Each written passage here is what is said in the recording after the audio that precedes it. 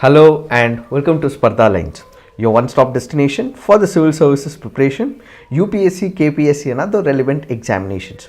What we will try and understand are important articles from your examination point of view, both from the pre as well as the mains examination. Let's get started and try and understand what are important articles that we have chosen from the Hindu for the analysis. The first article says, Government panel to study simultaneous polls to Lok Sabha and state assemblies. This article here is speaking about simultaneous elections. The article here is speaking about one nation, one poll. We will try and understand what is this concept of simultaneous elections, what is this concept of one nation, one poll, what are the pros of it, what are the cons of it. We will also understand what is the way forward when it comes to the simultaneous elections. First up, we have to understand the meaning of simultaneous elections. What is the meaning of simultaneous elections? We have elections that take place for the Lok Sabha. So you have people who go up to the polling booth, they elect their representatives who become the members of the parliament. Then we also have elections that takes place at the state level. What do? We go to the polling booth, we again elect our people on the basis of voting and casting a vote, and these are the people who they represent us in the legislative assembly. So we have elections that takes place for the Lok Sabha, we have elections that takes place for the state assembly. So what we are looking at is elections which happen simultaneously for the Lok Sabha, that is for the members of the parliament, and for the legislative assembly. As of now, when you look at elections, the elections may take place for the Lok Sabha, that is for the parliament, at one particular period of time. Then you have the elections that takes place for the state assembly at one particular period of time. So they are not happening simultaneously, they are not happening at the same time. In order to overcome this, in order to make sure that we have elections at one point in time, is what is called as simultaneous elections, where one nation, one poll also stands for elections to the Lok Sabha, elections to the parliament, elections to the state legislative assembly happening on the same time, which means to say it will not be at different periods, but it will happen simultaneously both for the parliament as well as the state legislative assembly. When we say state legislative assembly, it is for all states in India where the elections will happen simultaneously. Now, as part of the assignment, you have to put on the comment section, we also have the local elections as well. This is for the Gram Panchayat, this is also for the corporator election, so on and so forth. Is the Gram Panchayat elections or the corporator elections which happen at the municipality level, are these also included as part of the simultaneous elections, is what you have to put on the comment section.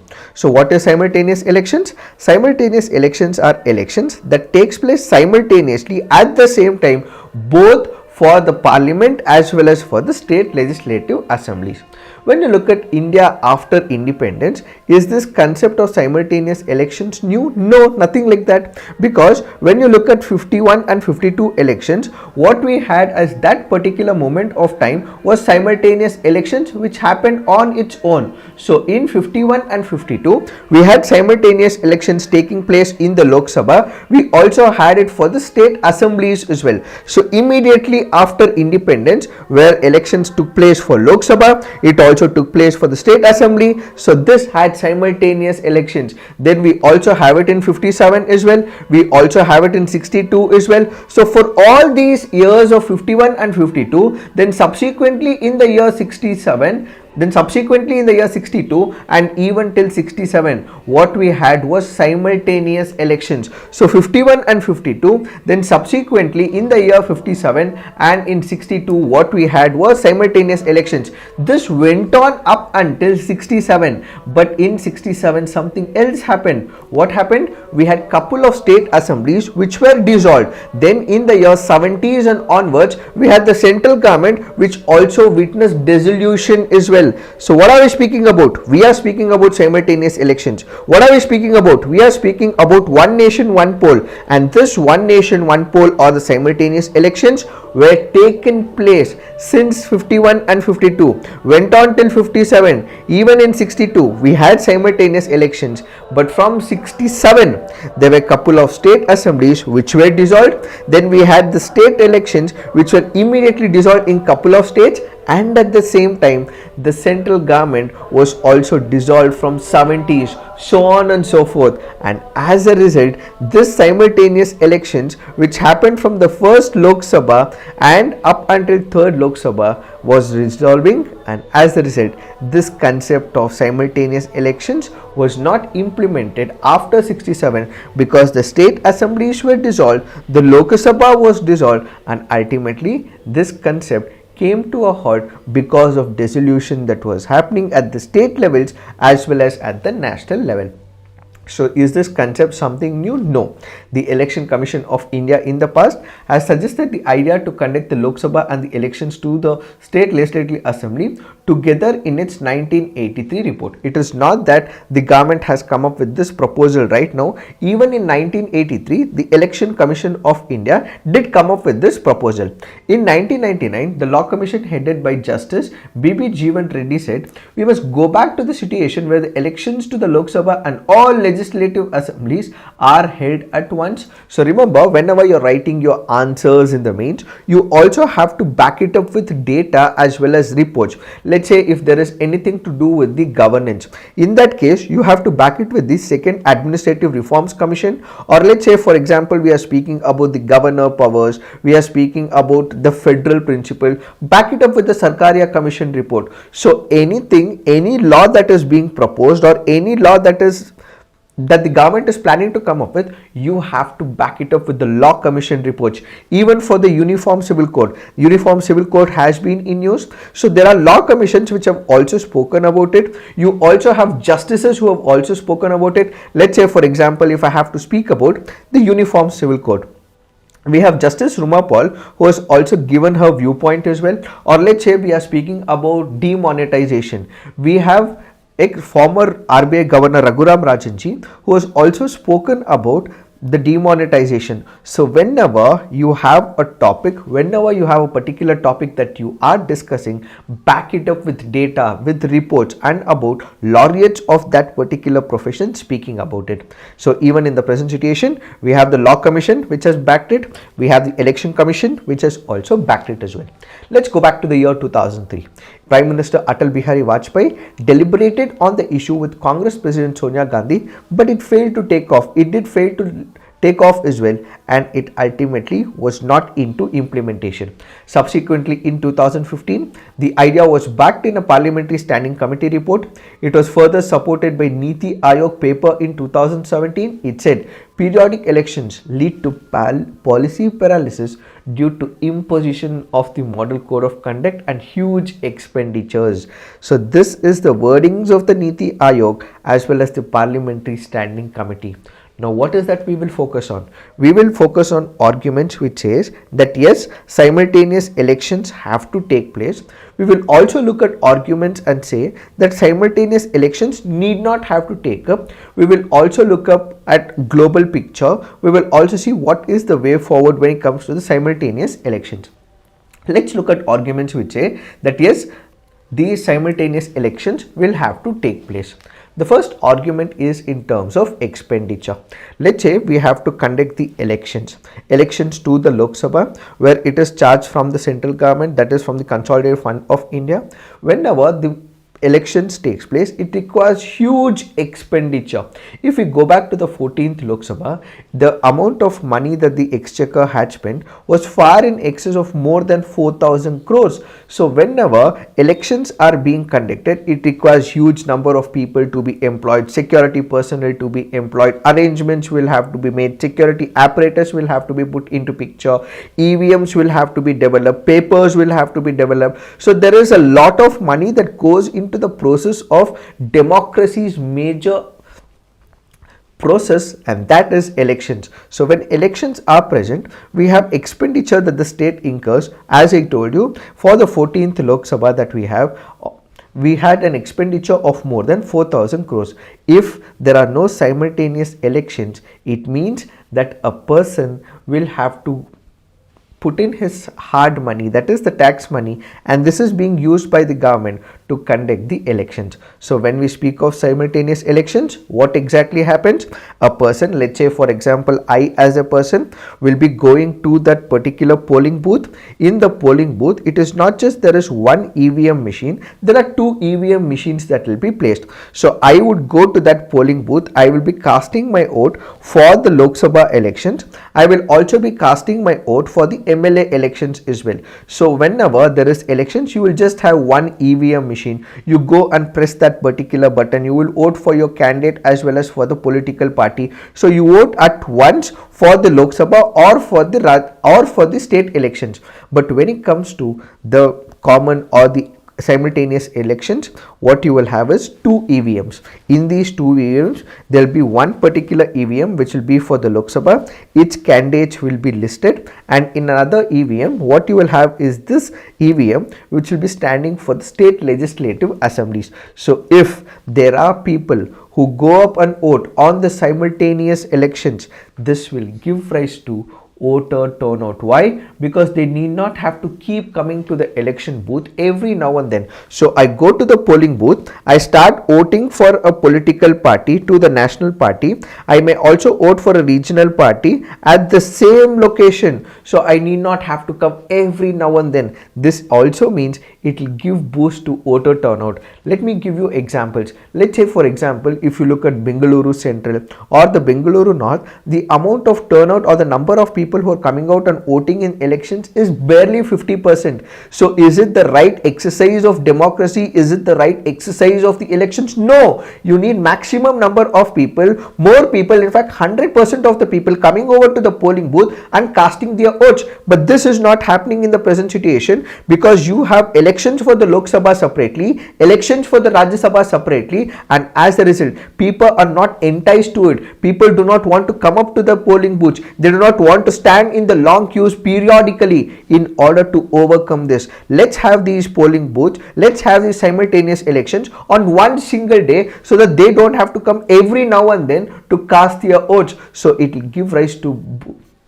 voter turnout is the next one. So on one side, it will reduce the expenditure, because the states need not have to keep contributing for these expenditures for their state elections. If it is central and state elections taking place simultaneously, the central government can contribute, state government can contribute, and the amount of money that is spent by the state exchequer will be reduced over a period of time. So should we have simultaneous elections? Yes. Why? Because the expenditure over a period of time will be reduced. So what we can have is the simultaneous elections. Then whenever there are elections, as we initially discussed, this will require huge apparatus. You require security forces, you require police forces. Why? Because there could be some anti-social elements who are present in the society, who may go to that polling booth, capture the booth, and may also cast votes in their political party's favor. This has to be prevented. There can be communal forces as well. There can be regional forces as well.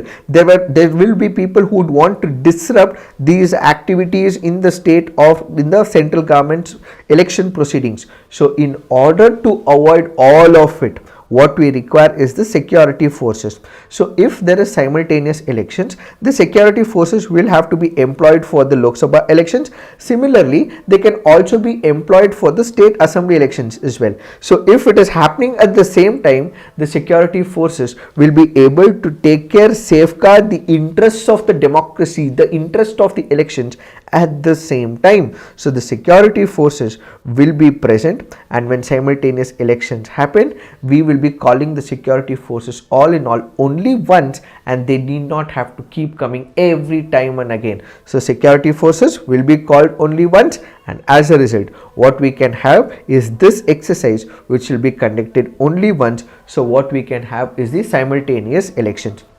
When we speak about elections, we have the major political parties which are always in the mood of the elections. So the governance is at stake. Whenever there is an election in the state of Maharashtra, or in the state of Karnataka, or in the state of Madhya Pradesh, or in the state of Uttar Pradesh, you will have the central government's ministers who will be present in the state of Uttar Pradesh, or in the state of Madhya Pradesh, or in the state of Karnataka, or in the state of Maharashtra, which ultimately means, instead of focusing on the governance, which is the epitome of the principles of the democracy, they are always in the election mode. Instead of taking care of the country, instead of working in the departments, instead of working in the programs and the policy making, these ministers are always in the mode of elections. They go to the stage, they go about canvassing, they also give speeches after speeches as well. So instead of focusing on the policy initiatives that they have to take, they are always in the mode of elections.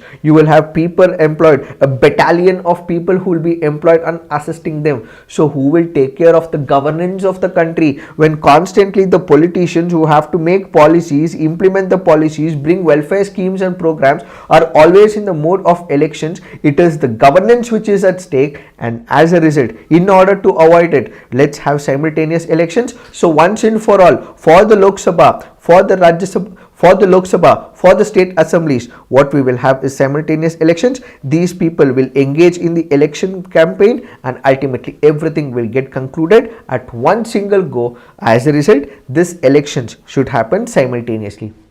The fourth is with respect to model code of conduct.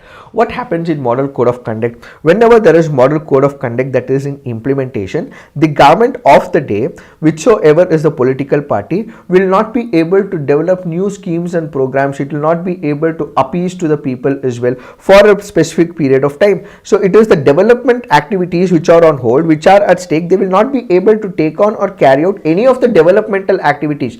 So if simultaneous elections happen, this will take place simultaneously at the central level and also at the state level. So there are different interruptions happening periodically because of elections will not take place and developmental activities will happen on a periodic basis. The fifth is with respect to the manpower. What exactly happens? Let's say for example you go to the polling booth. What you would see are people in the polling booth. You would have people seated near the EVM machines. There will be one person who will put the ink onto your finger. There will be one person who will also validate your election commission's card as well, voter ID. So who are these people? These are the people who will be working for the government of India. These are the people who will be working for the government of respective states. These are the teachers who will be working for the government schools, so on and so forth. Let's imagine this situation. There are students who are going to the schools. Because of the elections, these teachers who are employed in the election process will not be able to teach. Who are the problem facers? It is the students. Then there are government officers. These government officers will be working for the government, yes, but at the same time they would actually be working on something else at the background, which means to say they have something in principles. We have the first divisional assistants, we have the second divisional assistants, we have people who are working in the treasury departments, we have people who are working in couple of departments of the government. If they are employed in the elections every now and then for the central government, for the state government, for the state assemblies, for the Lok Sabha, this manpower is being used for those areas which is not their primary interest. The primary interest of the teacher is to teach the students. The primary interest of those people who are working for the government in the departments is to cater to the services of the people. But in this case, if there are people who are taken on the election duty constantly, it means they are not focusing on their primary duty and they are doing the work for the elections. And when this happens every now and then, every 6 months, every 1 year, every 2 years, because there is dissolution and so on and so forth, the manpower is being used constantly. This is another major issue. So let's go ahead with simultaneous elections is another argument. This could all lead to policy paralysis when all that we have decided, that is the politicians are in the constant mode of elections, then there is moral code of conduct, then there is manpower employment. They are focusing only on what is called as the elections, winning the elections, but they are not focusing on the governance. This could ultimately lead to what is called as policy paralysis. And this will also interrupt the normal life. How will it interrupt the normal life?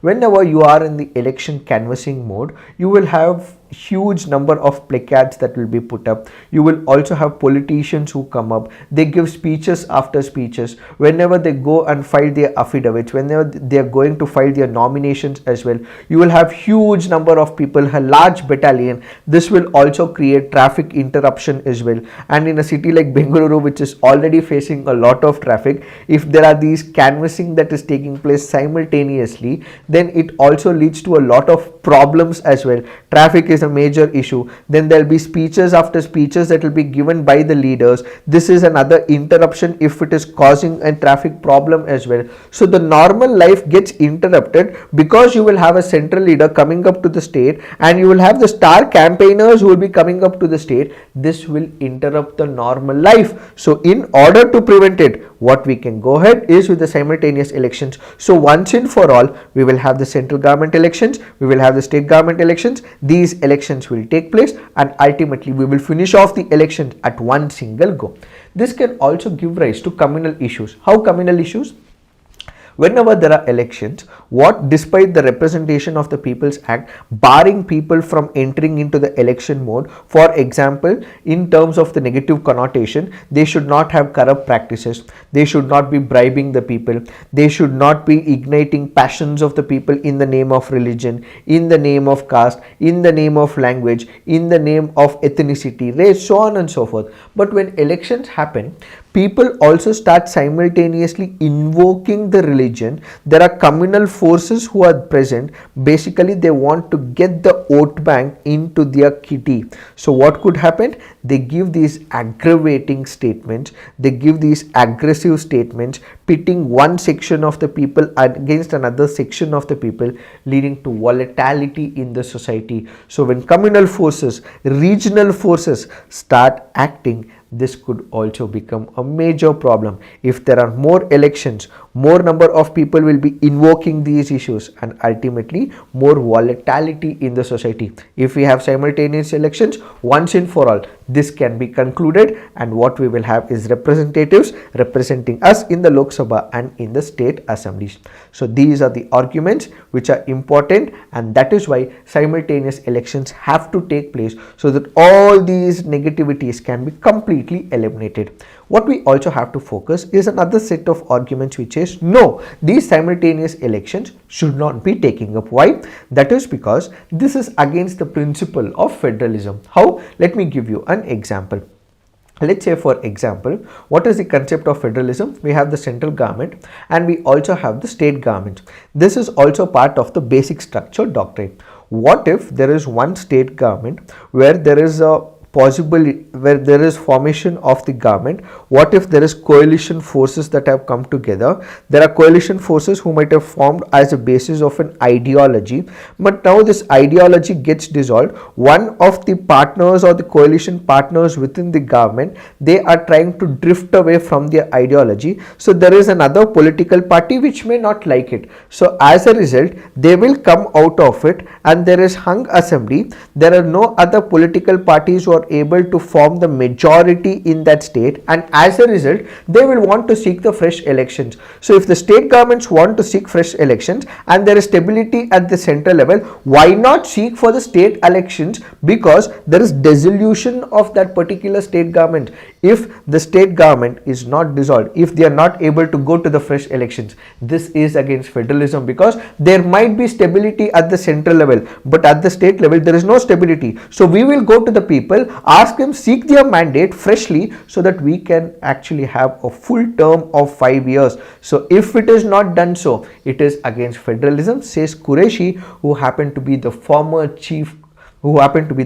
election commissioner. So the former election commissioner Qureshi says that this is against federalism because we have elections that can take up any time if there is dissolution. If there is stability at the central government, there need not be stability at the state government. If there is stability at the state level, there need not be stability at the central level when coalition partners come into picture. So as a result, this is against federalism, and this is also difficult to implement as well. As I told you at the start, we have the 51 and the 52 elections, then we had the 57 elections, 62 elections. Up until that, everything was fine, but subsequently in 67, couple of state assemblies faced the dissolution. Then you also had the central government which also faced the dissolution as well. So how will you implement this process entirely?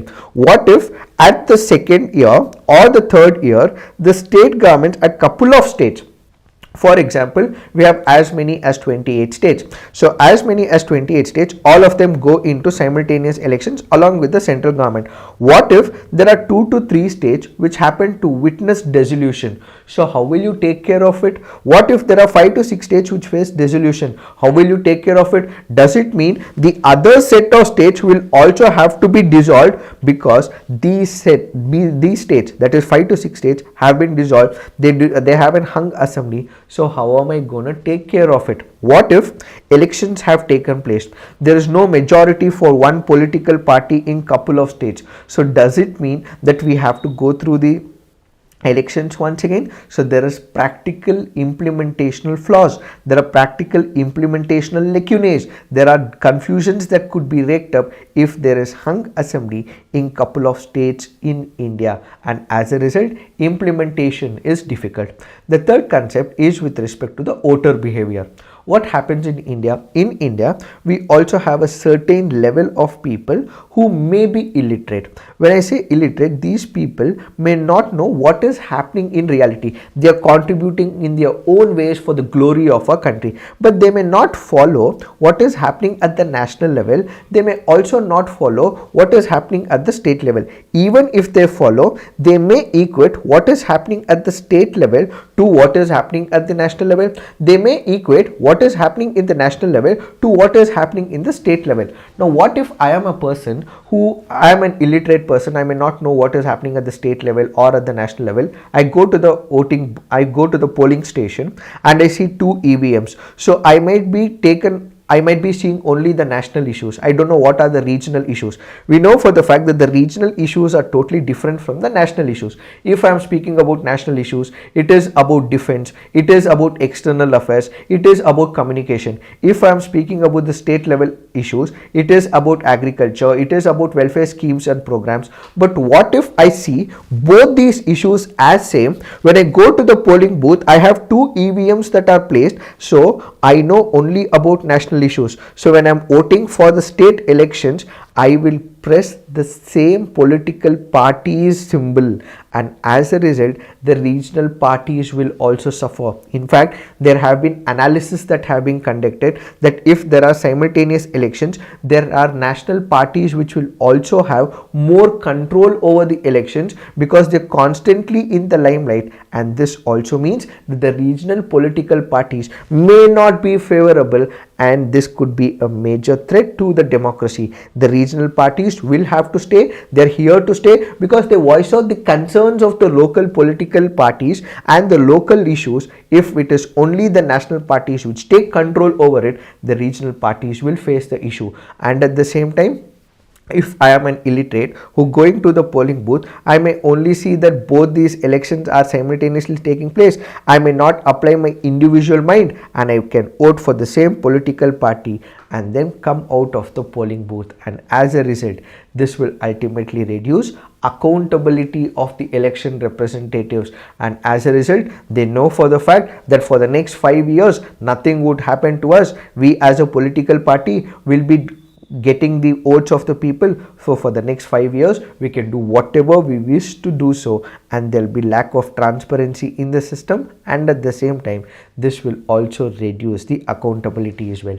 So what we should have is, we should not have these simultaneous elections. And the last one is, this will also lead to job creation. If there are no simultaneous elections, it means we will have elections in one state in different phases. When I say different phases, there can be one phase election, there can be 2 phase elections. If it is a large state like Uttar Pradesh, there can be 5 phase elections as well, depending on the regions. So when there are phases of elections, there will be different people who will be working. For example, when there is a political party, it has to give advertisements. So this political party will start advertising in the newspaper. So there is more money that is coming up for the newspaper. Then there will be printing press people as well. They will have to start printing the pamphlets. So if it is one-time elections, this will mean that there will be less funding for the newspapers, for other kinds of businesses as well. So this means that there will be less job creation, and as a result what we should have is not the simultaneous elections. Each state should be able to decide on its own as per its own exigencies, as per its own hung assembly or not. So as a result we should not have simultaneous elections is another set of argument. So these are the arguments that you have to remember when it comes to the simultaneous elections. What is the alternative that we have in order to overcome this particular issue, whether we have to have simultaneous elections or not, we should not have simultaneous elections or not? In 2018, the Law Commission of India under Justice B.S. Chauhan said simultaneous elections cannot be held within the existing framework of constitution and recommended over 5 constitutional recommendations for holding the polls. The commission suggested that at least 50% of the states should ratify the amendments. No confidence motion and premature dissolution of the state assembly were cited by the draft report as a major hurdle to the idea of one nation one poll. We did discuss about it. As a resolution to such a situation, the commission suggested no confidence motion should be replaced with constructive vote of no confidence. Accordingly, government may only be removed from office if there is confidence in an alternative government. So one government goes, so you have another government. So one government goes, one political party goes, so you will have a substitute in the form of another political party who will remain in the government for the remaining period of time. Let's say for example, there is a political party A.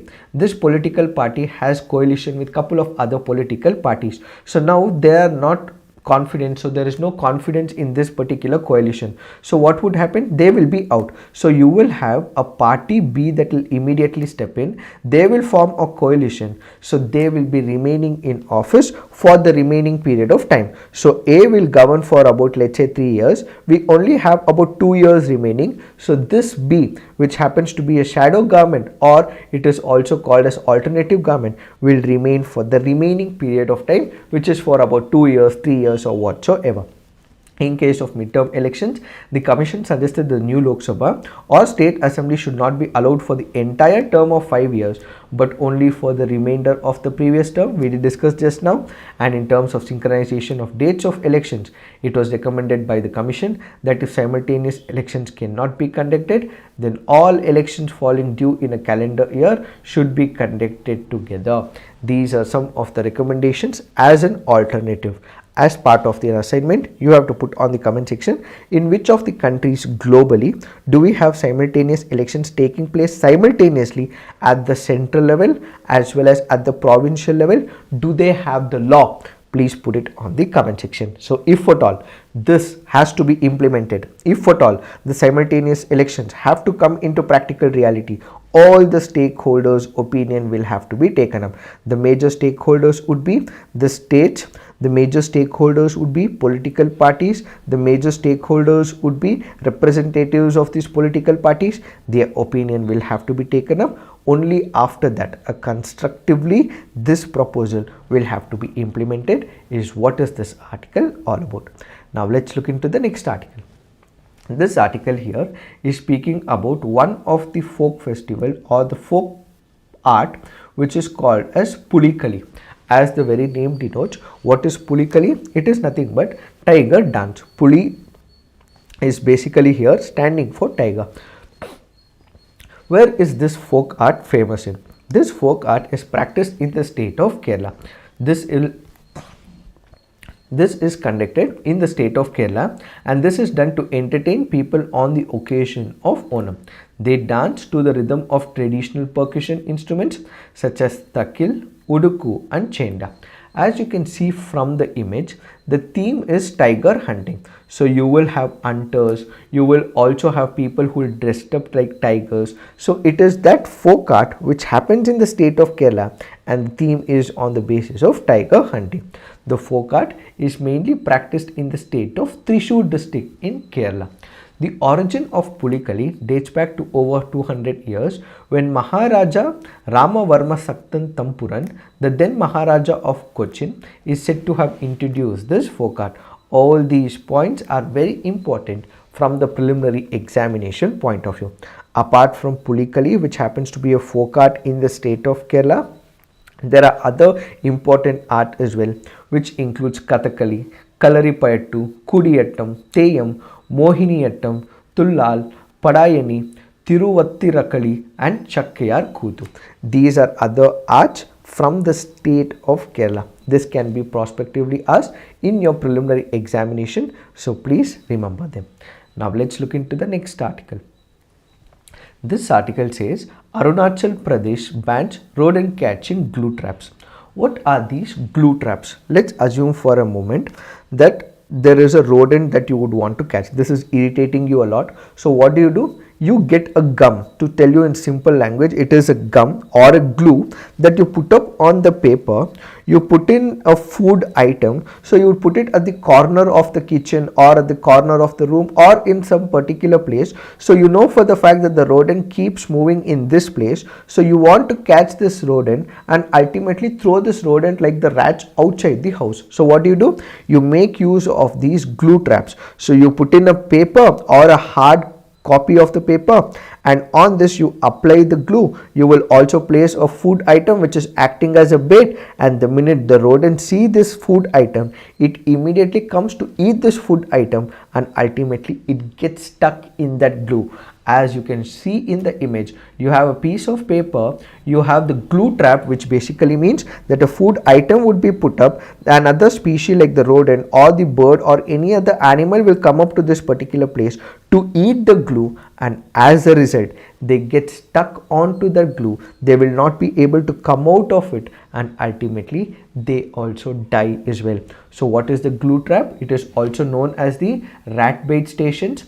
These are also boxes with a strip of adhesive used to catch the rodents. So the primary intention is to catch rats, rodents, so on and so forth.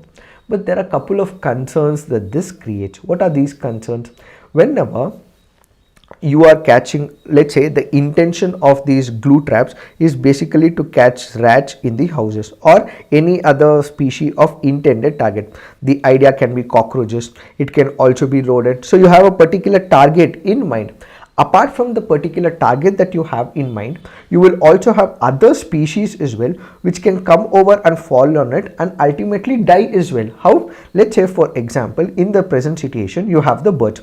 The original intent and the target species was rat, but what's happening in the present situation? You have a bird which also can come up to that particular place. Let's say you have kept it in an open area, so the bird can also come and sit on it, and ultimately the glue trap will trap this bird as well. So they try hard to overcome this particular issue. They try hard to get away from this glue trap, and as a result sometimes their feathers get stuck into it and they may lose out on their feathers as well. They may lose out on their wings as well in that particular period if the glue trap is very hard, and as a result they will not be able to fly after that. So the target species might be a rodent, a rat, but then some other species coming up and getting stuck, which can be a bird. Similarly, it can be a reptile or a mammal where they come onto the glue trap, they get stuck there, their outer skin gets peeled off and their skin gets constantly exposed to the sunlight as well as the wind. So the target species is not hit, but some other species is getting hit, and as a result these glue traps have to be out immediately. This will also eventually become carriers of the dangerous diseases. How? This can be very impactful for the human beings as well. The intent is basically to kill the rodent. Whenever a rat comes onto this glue trap, it gets stuck in that particular place, it fights for it, it lives in that place for a very long period of time, let's say about 5 hours or 10 hours, and it ultimately becomes hungry and it also dies as well. During this process, it may also urinate in that place. During this process, it may also defecate in that particular place. So there is urination, there is fecus of that particular species, and as a result it can give rise to the viruses and the bacteria, and then it can also spread in that region as well. If it is rodent that is just coming up, it will eat and move out. But what if it is stuck? It starts urinating, it starts defecating in that place, this can give rise to bacteria, and it is the humans who have to remove it, and when that happens, it may spread some of the dangerous diseases as well. Now that we are using these glue traps, it also means that there has to be a protocol for the safety disposal of it, but most of these glue traps do not have how to dispose it. If I'm picking up it in the hand, what if it causes some other ailments to me? What if there are alternative infections that occur because of there is no clarity of the safe disposal of it? I throw it into the water, I throw it into the lake, I throw it into the river, I throw it into the ocean. What are the larger repercussions? Which are the chemicals that are present? We know for the fact that, as I explained previously as well, we have a chemical called as the diclofenac, which is used for the cows, to cure their infection, so on and so forth. But once these cows or the cattle die, you have the vultures who come and feed on the carcasses of the cows. But then these vultures feed on the diclofenac indirectly, and there is death of the vultures as well. So in the present situation, when there is no clarity on the safe disposal of these species, some other species once again will be infected, and as a result, when you throw these into the water bodies, there is pollution as well. As a result, all this means the target species may be one, but there is some other species which is getting infected, which is impacting another species. So it is violating the Prevention of the Cruelty to Animals Act of 1960, because it is pushing a lot of pain onto the other species. It is violating the Prevention of Cruelty to Animals Act of 1960, says this article. So basically, in order to make sure this does not impact others species which is not the target, Norway, Germany, Netherlands, England, Iceland, Ireland and New Zealand have come up with laws where they have banned these glue traps. Similarly, we have had Himachal Pradesh in India, which had also banned these glue traps as well. Now, in line with it, what we have is Arunachal Pradesh, which bans rodent-catching glue traps. The Arunachal Pradesh government has prohibited the statewide manufacture, sale and use of glue traps for catching rats following an appeal from people for the ethical treatment of animals India. So they said that it is the violation of the Prevention of the Cruelty to Animals Act, as they increase suffering of small animals that get trapped on these sticky boats. It is this that we have to understand. Now let's look into the next article. This article here is speaking about one of the freedom fighters that we have forgotten. This happens to be about the unsung hero from the state of Assam. What are we speaking about? We are speaking about Mangri Orang. Mangri Orang happens to be one of the freedom fighter who fought against the atrocities and the illegal acts of the British. Where was she from? She happens to be an Adivasi with roots in central India. She was able to fight against the British, and as a result, the British killed her in the year 1921. Fellow plantation workers used to call her Malati ma'am, the second word being a shorter form of Mem Sahib, and she was the unsung hero of India's struggle for the freedom from the British rule, and she was gunned down in 1921 for leading a fight against foreign liquor and opium pushed during the colonial period. So during 1920s, we had the British Empire which was ruling over India. It wanted to push in the opium as well as other foreign liquor into Assam. So in order to fight this, she took up an aggressive stand against the British. This was not taken lightly by the British, and as a result, she was shot by the British in 1921 for leading a fight against foreign liquor and opium. So remember, Mangri Orang happens to be an Adivasi from central India. She was working in the tea plantations. She was from the state of Assam. She fought against foreign liquor and opium. This was not taken lightly by the British, and as a result, they go about killing her, and she becomes a martyr and an unsung hero in the pre-independence period. Now let's look into the next article. This article here is speaking about Mahendragiri. What is Mahendragiri? It is named after a mountain peak in the Eastern Ghats. It is located in the state of Odisha. Mahendragiri represents the seventh ship within the Project 17A frigate series. These warships follow the Project 17 class frigates and boost enhanced stealth features Advanced Weapons Sensors and Platform Management System. Project 17A ships have been designed in-house by the Indian Navy's Warship Design Bureau, the organization in charge of all warship design activities and aligning with the country's Atmanirbharata self-reliance campaign. A substantial 75% of the orders of the equipment and systems of Project 17A ships have been ordered from indigenous firms, including micro, small and medium enterprises. So this happens to be a frigate which is part of Project 17A. The 7th and the last stealth frigate of Project 17A, Mahendragiri, was launched by Sudesh Danka, who happens to be the wife of Vice President Jagdish Danka. So this happens to be a frigate. So if you're liking our initiatives, please do like, subscribe to our YouTube channel and also share it with your fellow aspirants as well. This is it for today. Thank you for watching. All the best.